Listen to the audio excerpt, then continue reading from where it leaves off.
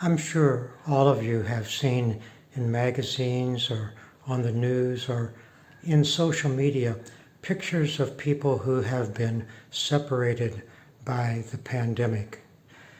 Maybe a healthcare worker separated from his young daughter, or a young couple in love, or two old friends.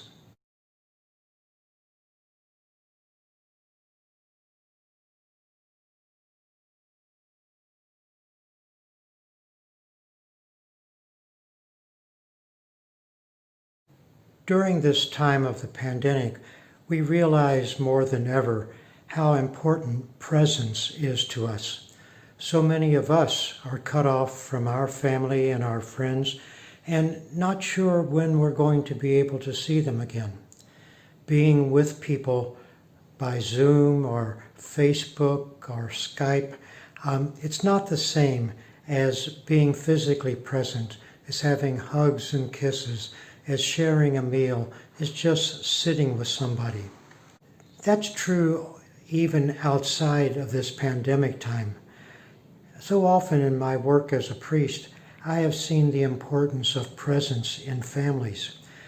Too often it's been a negative effect, where husbands and wives haven't been present to each other, or mothers and fathers haven't been present so much to their children. Usually, the husband or wife is providing well for the spouse, or the parents are providing well for the children, and that's really the problem. They're trying to give all those things that they didn't have, and they say, I'm going to make sure my children get them. And so they work and work and work to make money, to get things for their children. But the parents are working so much, they're never home, or they're too tired, or they're bringing work home with them. And so they're not really with the children. I remember the opposite example of that from my own experience when I was a child. I come from a poor family. I didn't know we were poor, but we were. There were 8 children, and my dad always worked 2 jobs. But one time I remember, it had to be more than 65 years ago. My dad was sitting in the corner in the kitchen. He was sitting on the floor, and my younger brother and I, he was 2 years younger than I, we were playing with Dad, and my father had a dish towel, a towel for drying the dishes, and he was sitting in the corner and he had the towel behind him, and we were trying to get that towel. We were trying to climb over him, go around him, do anything we could to get that towel.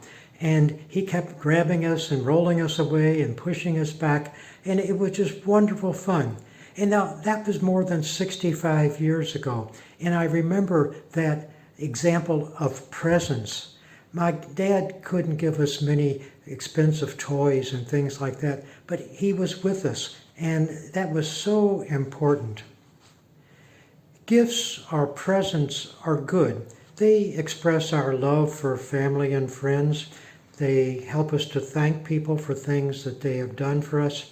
They give joy and happiness to others. We give gifts to people that we want to be close to in the future. Today, in the gospel story that we have, it might be the story of the very first Christmas presents.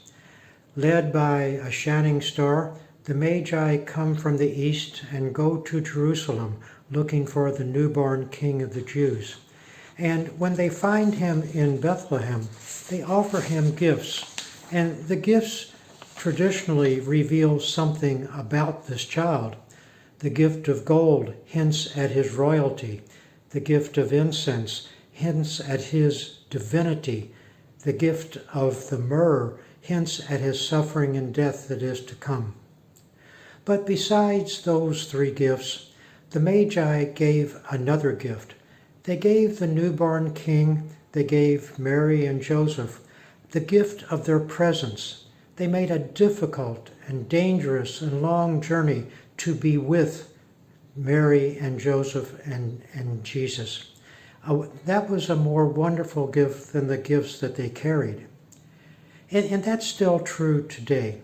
When we visit someone, when we're being with another person, it's a really wonderful and appreciated gift, perhaps even more so now during this pandemic.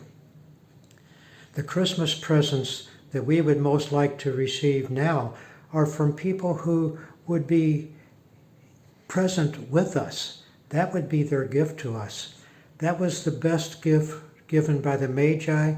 It's also the gift that God gave to humanity on that first Christmas. God had revealed himself, had been in communication through the beauty of creation, through the words of Scripture, through the preaching of the prophets, through his care for his people. But God decided that was not enough. God decided that he had to be present with us. And so in the incarnation, God took on flesh. He came to be with people, his people, as the child of Bethlehem. That presence of God continues to this day. The Lord remains with us in the bread and wine in the Eucharist, in his gathering of the people of the church, in the celebration of the sacraments, in the proclamation of his word, in those unexpected moments of grace that we experience in our lives. All of these signs and our faith proclaim that God is with us. God is truly Emmanuel. Remember that name Emmanuel means God with us. We're now in the season of giving. We recall the gifts of the Magi, and we remember that the best gift that we can give to others is to be with them in all the different ways that we can. That's the gift that God gave us and continues to give us. Jesus said, I am with you always until the end of the age. God's gift is his presence with us, and it's that gift that will give us peace, security, direction as we go into the new year with God at our side.